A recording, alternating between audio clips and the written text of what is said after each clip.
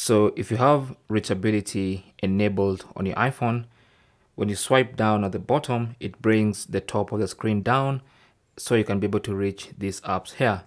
Now, if you want that feature turned off for some reason, then you can do it in the settings. Now, I'm using the iPhone 14 Pro for this tutorial, but it's the same instructions for previous iPhones. Go to Settings.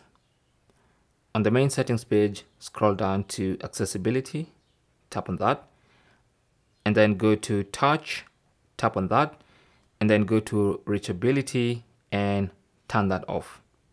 Okay, now once you do that, you'll find that even if you swipe down at the bottom of the page, it's not going to bring the top of the screen down. Okay, nothing is going to happen.